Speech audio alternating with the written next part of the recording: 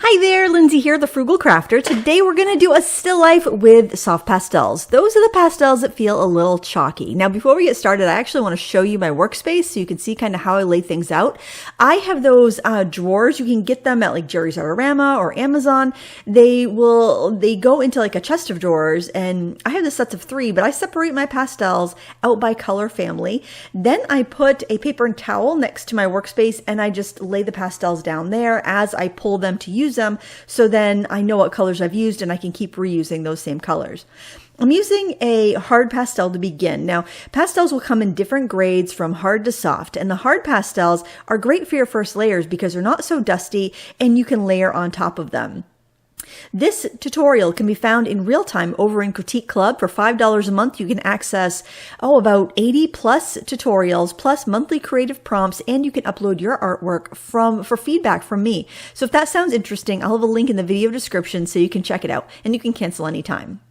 I like to have a kneaded eraser handy when I'm using pastels because I can press it onto the paper and lift up the additional pastel. I can erase a mistake, but the best thing about the kneaded eraser is that you're not making crumbs. If you erased it with a traditional eraser, you'd have those eraser crumbs there that you'd have to brush off. But if you brushed your hand or a brush over pastel paper with pastel on it, you'd smear it. So that's why I like to use a kneaded eraser. And if you can't get a kneaded eraser, you can use poster putty that's available at any office supply store, and it'll work pretty much the same.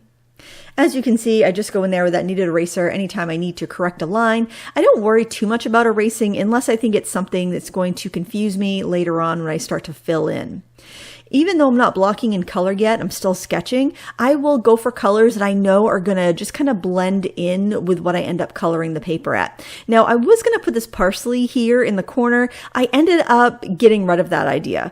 I thought that there was enough going on with this painting without the parsley, but I just wanted to make a mention of that since I should sketch it in. Of course, you could do whatever you like. I'll have the reference photo linked down below if you want to look at that. The photographer is Gareth Paul, and he is a phenomenal still life photographer, and he shares his photos on Unsplash.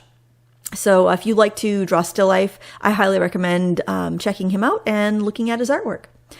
I wanted to have that really rich dark background. I love the contrast between the highlights and shadows in this photo. So I just went in there with a hard stick to begin with, and then I know I could layer up more soft sticks if it wasn't dark enough. And a second ago, I showed you my pan pastels. I just wanted to mention pan pastel. If you love the look of pastels, but you can't stand the feeling of the chalkiness on your fingers. I know a lot of people are bothered by that, but pan pastels you apply with it looks like a palette knife with a little sock that goes on it. They're called soft tools. It's a great option if you want to do pastel art, but you cannot stand getting your fingers dirty. It doesn't bother me a bit. I usually will use my fingers to blend unless I need to get into a little detail, and then I'll use either like an eyeshadow applicator or some of the soft tools to blend. So it's what you like. It's just like anything. I'm glad that those are around because they are fun to use.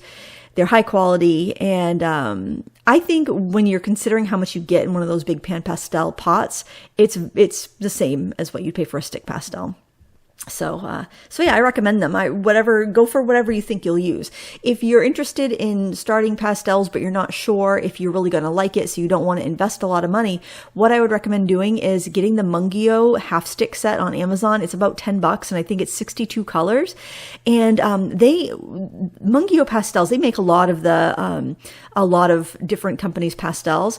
They do a lot of white labeling and private labeling, but they're pretty soft. They're very vibrant. They're kind of like a mid-grade. They're not the softest pastels. They're not the hardest, but they're a really good one to learn on.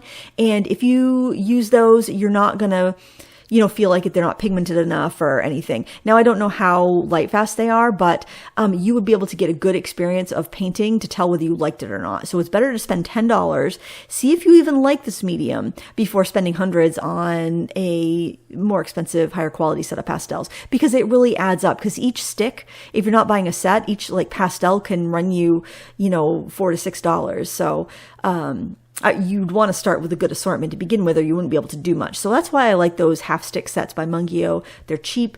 They get the job done. They don't hamper your learning ability, and you can tell whether you like it or not before you shell out the big bucks for artist grade pastels. And also the other thing is that, especially with kids who may not be that great with studio safety. It takes a while to get in the habit of not blowing dust off your work. I keep a big trash can next to me and I tap my board. Every time you see me move the board out of frame, I'm tapping right now, I'm tapping it over my trash can to get the extra dust off. When you're new, you have the tendency to blow the dust, which is making the dust airborne or more airborne.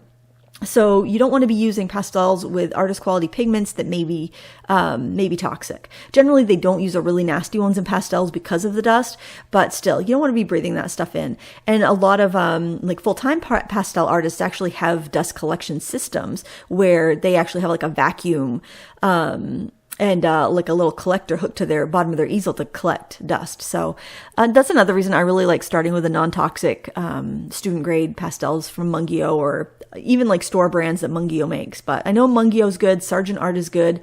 Faber-Castell had an affordable set. I think it was under either the Studio or Gold Faber line. I'm not sure if it's still available, but that's a really nice one as well. But it gives you a good idea for you to tell. And that tool I was just using to blend that white, that was one of those soft tools from Pan Pastel I was mentioning. Now, I got a funny story. Well, I don't know if it's really funny, but when Pan Pastels first came out, I was drooling. I really wanted to try them, but they were so expensive. So I bought the tools, the soft tools, thinking I'll just wipe it across my pastel sticks and use that to apply the pastel. That did not work. Pan Pastels are like eyeshadow soft. They're really soft, and you lift it right up with that tool, no problem. But regular pastels are harder. But then I realized I could draw with the pastels, color in, and then blend with the soft tools, and it worked really well. So I just want to mention that in case you wanted to try the soft tools. Yes, you can use them with the regular pastels, but for blending once it's on the paper. Oh, speaking of paper, the paper that I'm using here is probably my new favorite budget paper. It is the Canson XL Sand Grain Dry Mixed Media Paper. I get mine at Blick. It's way cheaper than Amazon. Amazon wants like $20 or more for the same pad that you can buy for between $6 and $8 on Blick. They come in 9x12 and 11x14. Pads. And although I have seen the spiral bound pads on Amazon and I haven't seen them on Blick, but I just get the regular pads and tear out the sheets.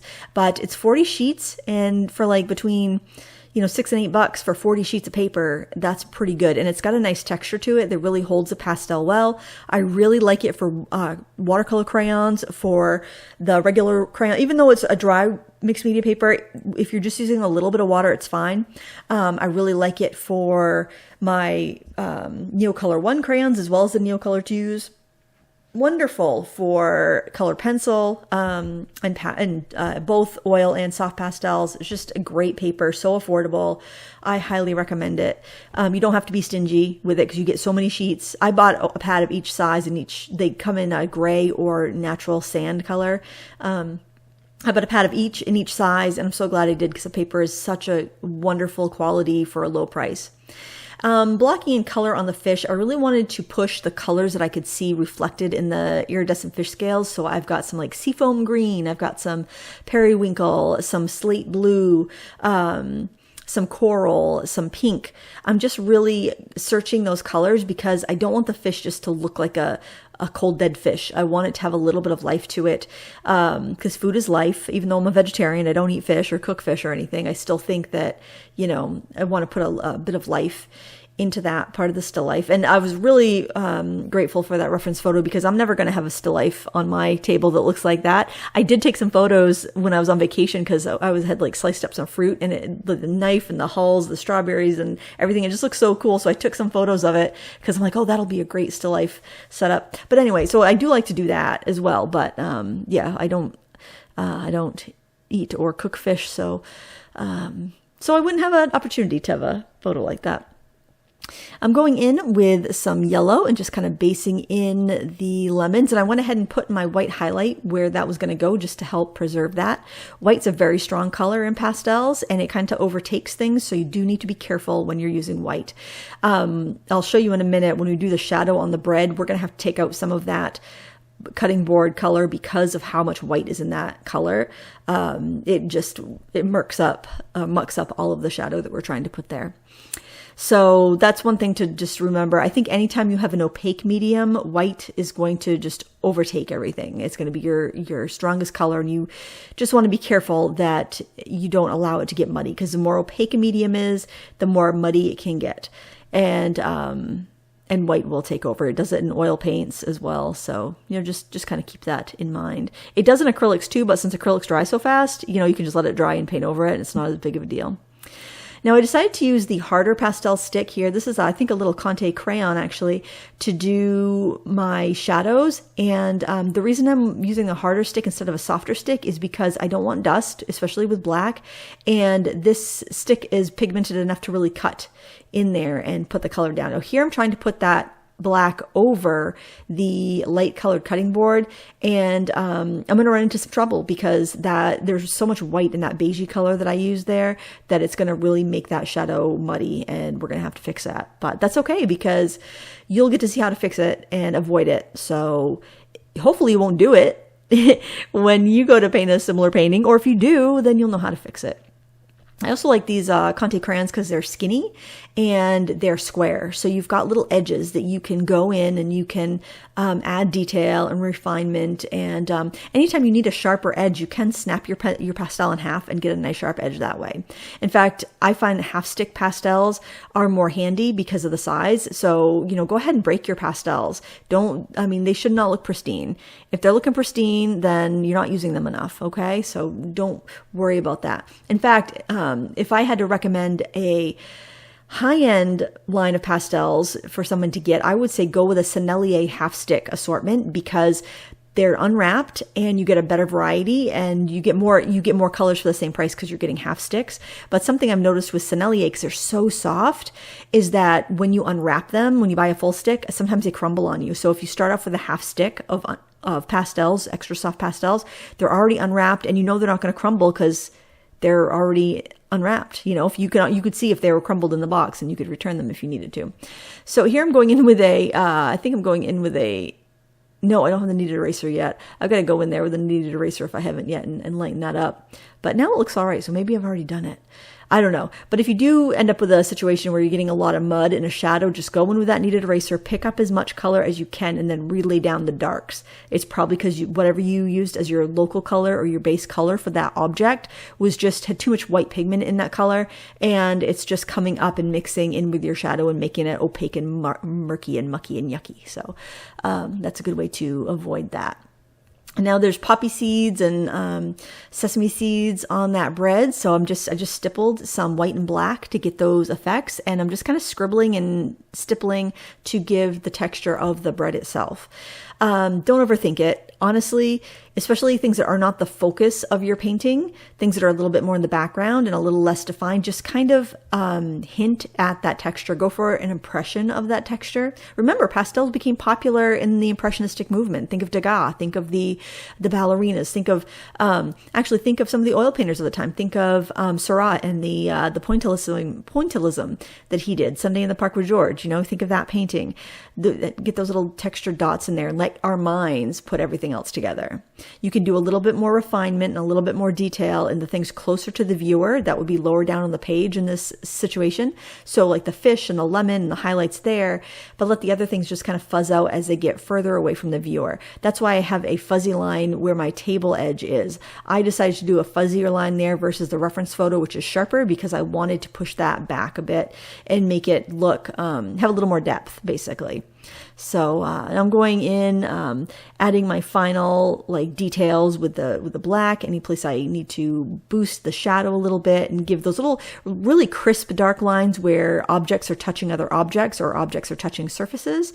And I'm going in with some white and adding some highlights. I'm going in with some lime green color to give the greener undertones on some of the fruit in the lemon. I'm using a warmer yellow on the rind because the rind of the lemon or the lemon peel has a little bit of a warmth into the shadows in certain areas. So I want to kind of make a little difference between that and the color of the fruit. I found a lovely sagey green gray that worked really well for the shadow in the fruit. And you can see how often I'm tapping that painting off into the trash. This took me 1 hour and 20 minutes to create in real time. And you will get all of that footage if you watch the tutorial in Critique Club. I'll have a link in the video description, so you can check that out if you want to. So it's actually a pretty quick painting. This is 11 by 14. Actually, it's probably more like, let's see, because I taped off the top and bottom. It's probably more like 9 by 14 is the size of the painting, the actual painted area.